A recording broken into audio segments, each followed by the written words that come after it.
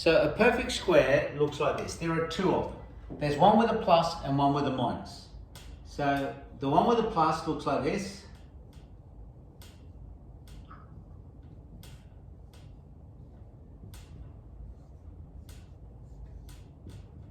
You would have seen this many times. And the one with the minus looks like this.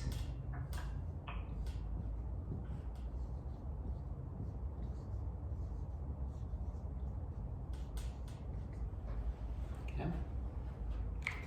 They're perfect squares. These are both perfect squares.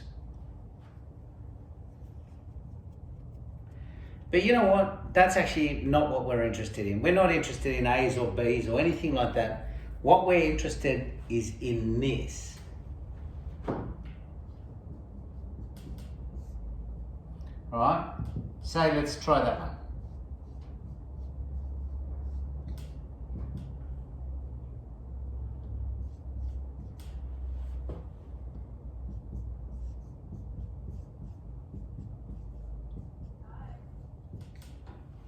That's what that's doing. See? I know you can write it using A's and B's, but let's actually use what we're going to end up using, which is X's and numbers.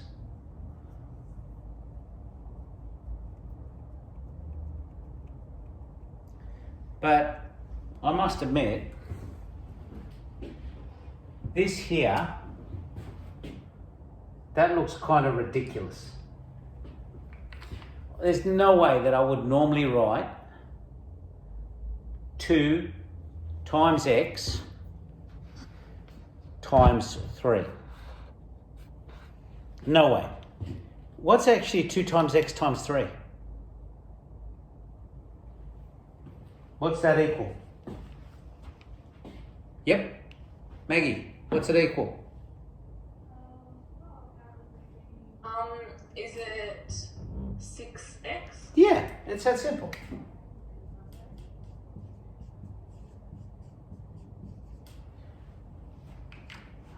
Does that make sense? These are both perfect squares, right? These are both perfect squares. That's in a bracket form. This is an expanded form. Great. Now the reason these are so good is because what it does is if I have stuff that's in x squared and x, if I can make it look like this instead, then it's easy to solve. I'll give you an example.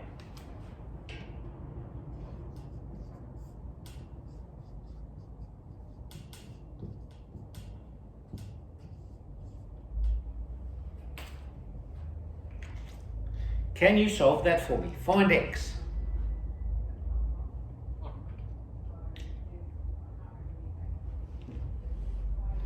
Find x for me.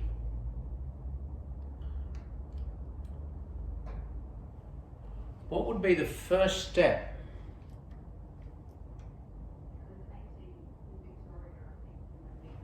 Expand. No, actually, because it's in bracket form, this is the beauty of it. You know how I've got the square here? What happens if I do this? Look.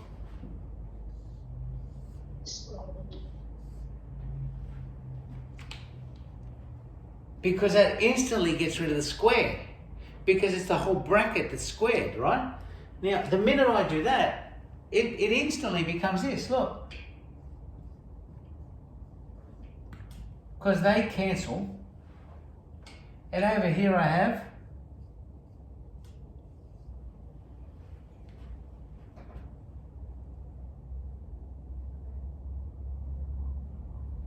and if I move that plus 5 to the other side, it becomes minus 5.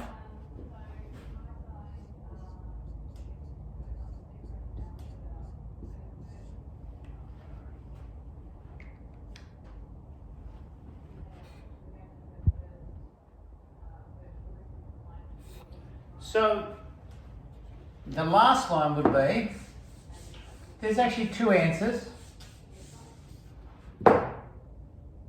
One answer looks like this.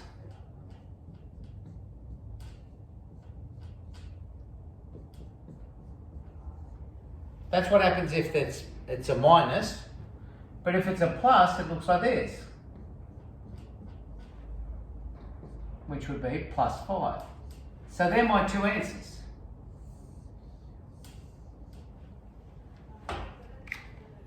Can you see how, because I've got it in bracket form, if it's a bracket with a square, you can get rid of the square straight away, and it just basically makes the whole square disappear, and you get this really easy equation that's simple to solve.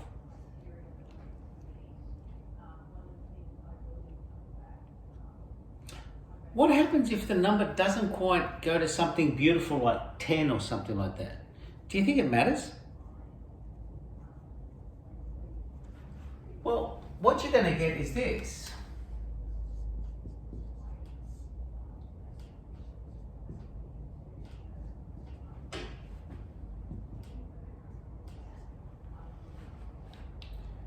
Okay, there's your question. As before, what would be the first step you do? What would you get rid of? The square numbers. Yeah, square root both of them. Both the left and the right hand side.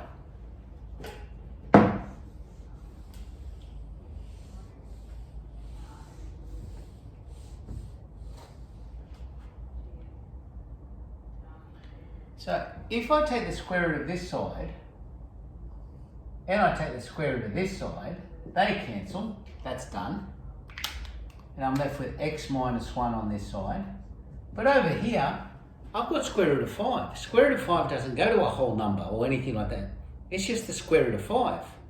So you know what this becomes?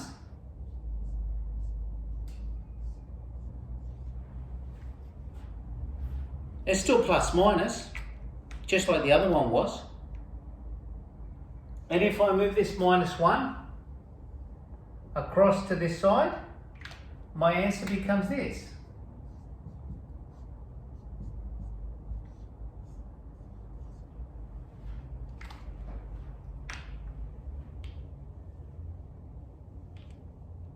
Can you see how the minute you have a bracket and the square, it becomes quite simple to get rid of the square, because you just take the square root of both sides. And when you take the square root of both sides and that square on top of the bracket disappears, the next line is really simple. Okay. Let's do one more.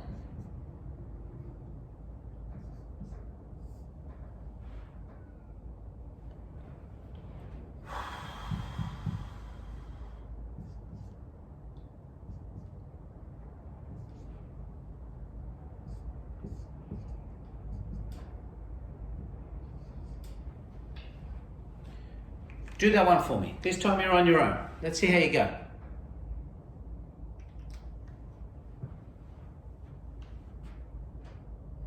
Let's see if you can follow the same steps. Because notice what you're doing. Like, I give you something like this, but I want the answer for x, so we're solving for x.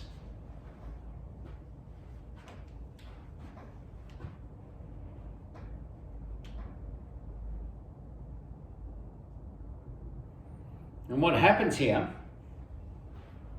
Kinsey, I can't see you. Yeah, because you're like cutting out a lot, so it's faster if I'm Oh, am I?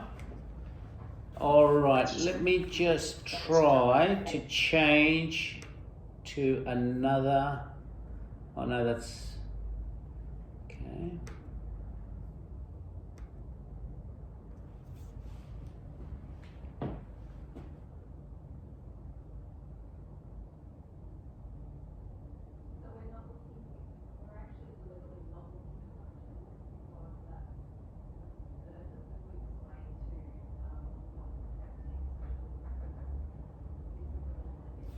All right, now, let's see how we go. So we agree, we take the square root, they cancel. We end up over here with x plus 7, and then over here, plus or minus square root of 2. I can't do anything with square root of 2, just stay square root of 2. If I take this 7 across, it becomes minus 7. Dumb.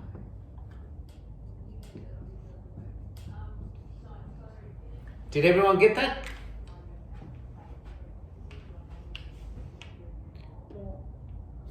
Good? Yes. Okay. Now, we haven't started yet completing the square. You've actually had a square the whole time. Okay? Now, what's going to happen here is this.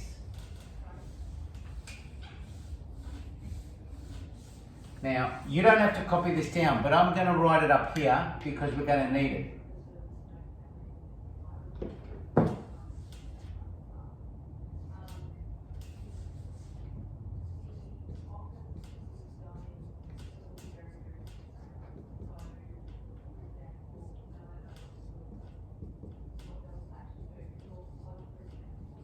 Okay? Good. So the question now is going to change, and this is going to give you a headache for a little while. So you ready? This is going to be the question. Actually, no, we'll change that.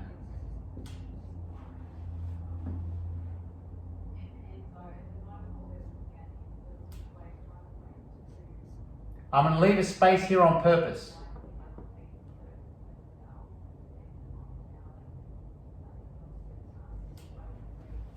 Okay, that's my question. I want to find x. It's pretty horrible. Okay? But what I want you to do is I want you to look at this.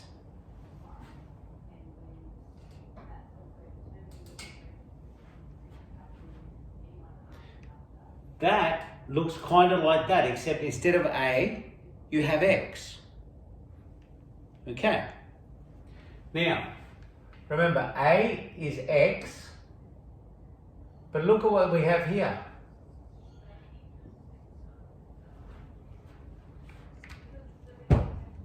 Apparently, if we look at this, this sort of looks like this term. Now remember, a is x. A is x. That must mean that 2 times b has to be equal to 6. If this term is going to be the same as that term, then 2 times b has to give me the number 6.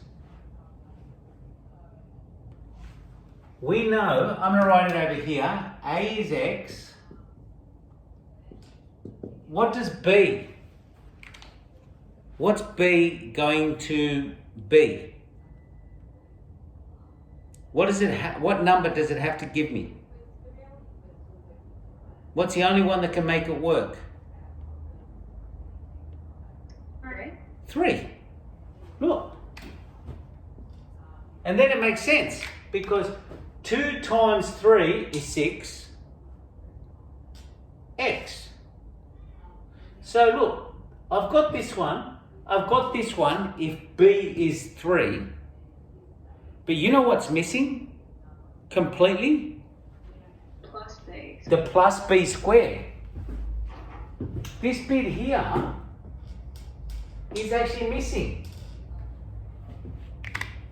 And that's why we're completing the square, because the bit at the end is actually missing. And the bit at the end is always the b squared. But we figured out from this middle term that b has got to be 3. So I'm actually missing 3 squared. But you know what we can do when it comes to an equation? I can add something on one side of the equation so long as I add something on the other side of the equation. If I do that, then it still equals. Look at what I'm about to do. And this is the whole idea of completing the square. You ready?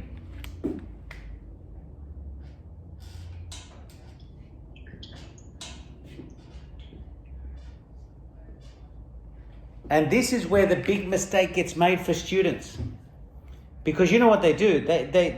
they figure out that they've got to add something, so they always add this, and they forget to add it on this side as well. You've got to add to both sides, otherwise you wreck the equation.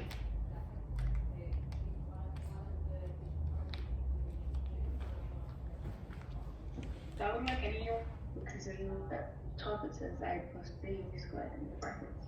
Yeah, so what's going to happen? See this here?